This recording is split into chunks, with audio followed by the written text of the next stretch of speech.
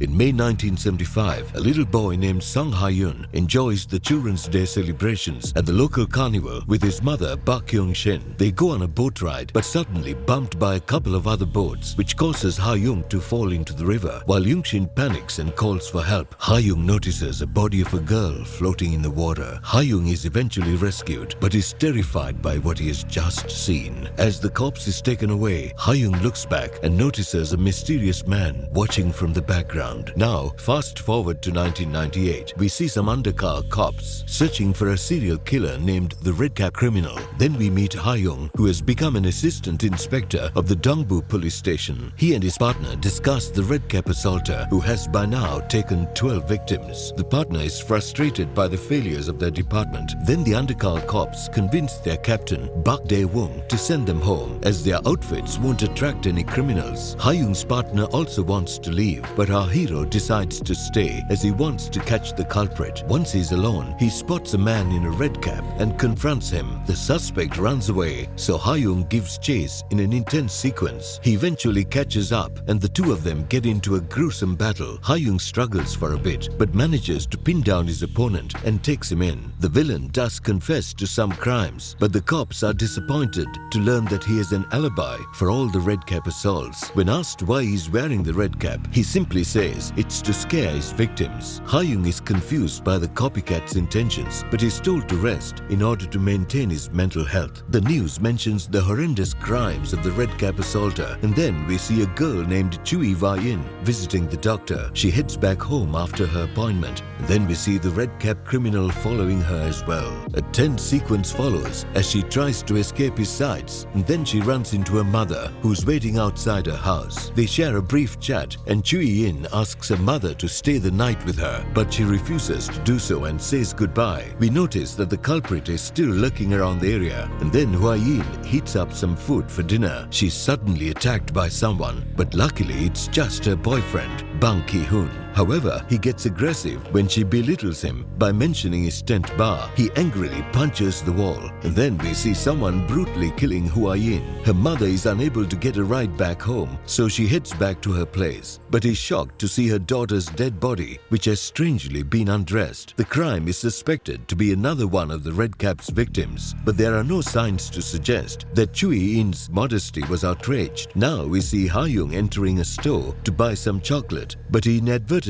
scares the store owner with his appearance. Then he makes his way to Chui Yin's apartment, where he inspects the body. With no immediate evidence, Ha-yung goes to check on the victim's mother, but she's passed out from trauma at the hospital. Captain Bak and his subordinate discuss Ha-yung's odd behavior, which got him kicked out of his previous division, while he heads back home to his mother and remembers the incident back from when he was a child. Now Chief Kook Yang-soo of Forensics berates the chief of the Special Crime Squad, Ho Kil-pyo, as he believes he's being neglectful of the Red Cap cases and the recent murder. Then they run into Superintendent Baek Yoon-sik, and Yang-soo tries to get everyone to realize the seriousness of the situation, but it doesn't help his case. After the body is analyzed, the squad figures out that Hua Yin was 14 weeks pregnant when she was murdered. They ascertain the time of her death, and then Bak states that this coincides with the time of Ki-hoon's visit. Ha-yun happens to know Ki-hoon, as they went to the same school together, but he denies being friends with him. Captain Bak and his assistant immediately visit their suspect and place him under arrest, despite his insistence that he wasn't behind the murder. We see the captain interrogating Ki-hoon later on, but the suspect says that he had gone to the Han River after a brief argument with his girlfriend. Bak counters that a witness saw a man like him in a red cap following Vai-yin that night. After some further resistance, he brings out the fact that Ki-hoon was in a mafia gang and also has a record of assault. Ki-hoon is also shocked upon learning that Vai-yin was pregnant. Meanwhile, Yang-soo gets drunk with his colleagues and is made fun of for being a profiler, despite his claims that it is the future of criminal investigation.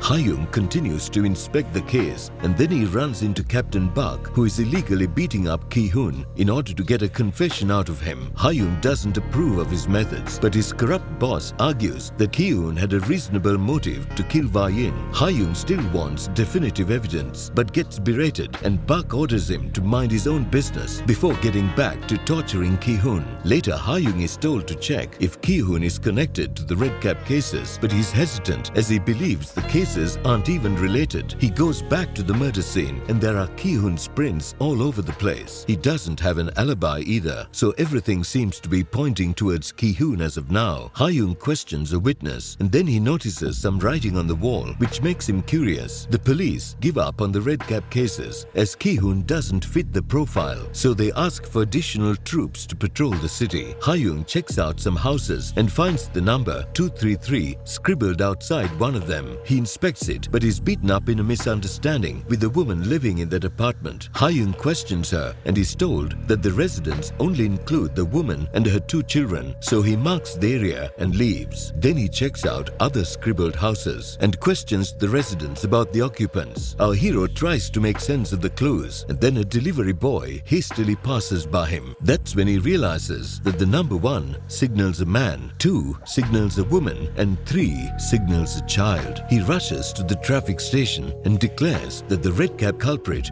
works as a delivery boy. He takes his forces to the man who had passed him earlier, and the suspect Yang Yong-cheol is arrested immediately. He confesses to his crimes and is brought to the police station amidst a media riot. Ha-young goes to Captain Bak to supply more evidence, but he reveals that Ki-hoon has already been forced into giving a confession. Even Yang says that Ki-hoon is innocent before being taken away and locked inside a cell. Ha-young senses something fishy, so he questions Va-yin's mom about Ki-hoon, but learns that she didn't even know Va-yin was dating someone. She breaks down in tears after stating that she had refused to stay the night with her daughter. Now Ha-young calls Young-soo and brings him to the scene of Va-yin's murder. They carefully inspect it again and Young-soo spots some hidden fingerprints that they take back to the lab. Captain Bak doesn't like this, so he scolds Ha-young for being intrusive and threatens his career if he continues with his behavior. The fingerprint results come in, but sadly the authorities aren't able to identify them. Ha-young still can't understand why the culprit left his victim undressed, and then Soo-young states that he has the necessary skills to become a profiler. He offers Ha-young a new job as a criminal behavior analyst and gives him some time to consider it as the new division still hasn't been approved. Later, Bak forces Ki-hoon to act out the crime, much to Ha-young's disgust. The innocent boyfriend is sentenced and the case is closed, but Ha-young knows that the real killer is still out there. After some news reports, we are taken to 1999 when we see a delivery boy named Jo Kang-moo who gets off work and switches to a red cap. He stalks a lonely girl named Won Mal-suk and follows her to a home, after which he breaks in and strangles her to death while also leaving behind the same MO as he did with Va-yin. Ha-young makes his way to the scene and then we see a flashback to when he was a child. That's when we learn that he has an ability to see through people and spot their true intentions. Ha-young visits prison and requests to meet inmate 3585, who is revealed to be Yang but is denied every single time. One day he finally decides to bribe the authorities and visits the red cap assaulter. He wants to know why he didn't think Ki-hoon was the culprit back at the police station, and he reasons that a boyfriend would never undress his girlfriend if it was a crime of passion. Then he gives an excerpt from his own past and declares that the real killer is still out there. Ha-young takes this information and goes to Bak, but he refuses to reopen the case for Won Mal-suk's murder. Now Ha-young checks the crime scene again but doesn't spot any scribbled numbers this time. He seemingly visualizes the murder and panics for a bit. Later he talks to a colleague and learns about a possible suspect, but it's just a dead end once again. Meanwhile, Bak comes across some new evidence that makes him question whether he made the right decision. Now that he's running out of options, Ha-young meets Yang and asks for his help, but he only reveals that he had an abusive father. They have a brief chat and then Ha-young goes back to the police station where Bak berates him for visiting Yang. He says that the criminal is telling everyone about Ha-young relying on his information, and the two of them get into yet another argument where Bak remains ignorant. Ha-young senses that the culprit is becoming bolder and continues with his investigation despite Bak's annoyance. He even takes his partner to question some delivery boys, but they don't get anywhere despite their troublesome efforts. Hyung visits Yang once again, but the criminal refuses to reveal more information unless he's paid an extra bribe. Hyung remembers what Bak told him, so he leaves without any negotiation, but not before Yang tells him that the murders will continue to happen. Now Kangmoo is brought to the station by a man who caught him breaking into his house with a pair of scissors. The victim believes that this was an attempted murder, but Bak and his men try to calm him down as Kangmoo is barely 18 years old. However, Hyung is interested in the boy as he realizes that his height matches the profile of the murderer. The scissors are taken into custody and even Bak is interested, so he asks his men to scan it for fingerprints. Hyung acts on his suspicions and questions Kangmoo some more after learning that he was also wearing a cap that he claims to have lost. He manages to successfully grill the suspect and learns that he lives with his grandmother as he's separated from his parents. Then his partner arrives and reveals that Kang had deliberately hidden his cap behind a pole. After learning that Bak is also interested in expediting the case, Hyung pushes Kangmoo some more and the murderer loses his patience for a bit. But Hyung keeps his cool and gets him to confess his profession as a delivery boy. He instantly acts on this information and tricks Kangmoo into writing down the scribbled codes he had seen outside the marked houses. He identifies the handwriting and is confident that Kangmoo is the killer. Hyung calls him out and shows the photographs of his victims, and after an intense line of questioning, Kangmoo finally admits to his crimes and reveals that he would undress his victims as it was a symbol of how his father would torture his mother when he was a child.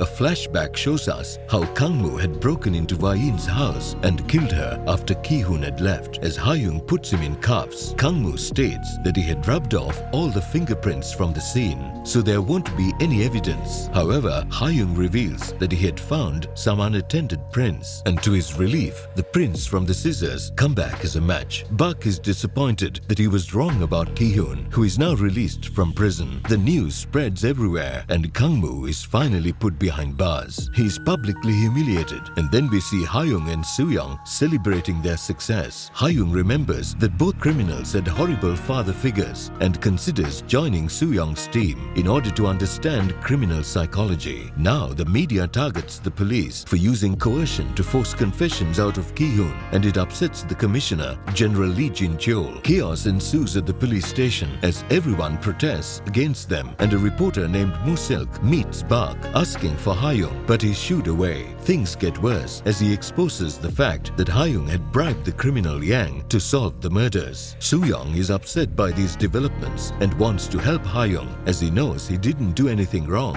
His colleagues are berated by the commissioner for their ineffective work, so they bring up the idea of the criminal psychology division. Meanwhile, Hyung meets Ki-hoon, who thanks him for finding the real culprit, and they share a genuine moment. After that, Soo-young meets Hyung and tells him that the profiling team can finally be made thanks to the recent media outburst. He asks him to be a part of the team and gives him a copy of the book Mindhunter. After some consideration, Hyung finally decides to join the division. Now the year is 2000 and we see a little girl getting kidnapped by a man who offers to buy her some ice cream. What follows is deeply concerning, and that's the end of part 1. Like, share and subscribe. If you want me to cover this series completely, make sure you also tap the bell icon for regular notifications as well. Alright then, take care. I'll see you soon.